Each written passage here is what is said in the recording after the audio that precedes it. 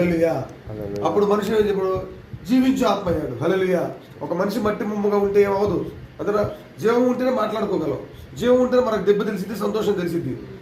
ఆత్మలేత మనకు ఏం తెలియదు. ఏమి దేవుడు ఏం చేశాడు? ఆయన స్వరూపంలో ఆయన పోలికలో మనం సృష్టించి ఆయన ఆత్మనే మనకి ఇచ్చాడు. హల్లెలూయా. అప్పుడు దేవుడు ఒక ఆజ్ఞ పెట్టాడు. ఒక పండునిచ్చి ఈ పండు తినకుండా మీరు మీరు మీరు ఇలా ఉన్నప్పుడు సాతాను మోసం వల్ల వీళ్ళు మోసపోయి ఆ పండుని తిని వాళ్ళ ఆత్మని చంపుకున్నారు. హల్లెలూయా. వాళ్ళ ఆత్మ అంటే మనుషులు శరీరంగా జీవించి ఉన్నారు కానీ ఆత్మను బట్టికి చంపుకున్నారు. ఎన్ని సంవత్సరాలు అంటే యుగాయుగాలు ఆత్మ చనిపోయిన స్థితిలో ఉండి అది నరకంలో, నిత్య నరకంలో కాలిపోయింది. హల్లెలూయా. ఇది చూసి ఎంతో బాధపడిన దేవుడు ఏం చేశాడంటే తన కుమారుని లోకానికి పంపించాడు. అపరాధముల చేత, పాపముల చేత, అవిధేయత చేత మానవులు తమ ఆత్మను చంపుకొని ఉండగా ఆ ఆత్మను రక్షించాలంటే, ఎందుకంటే పాపము లేని మానవుడు రక్తము గార్చి ప్రాణం పెట్టాలి.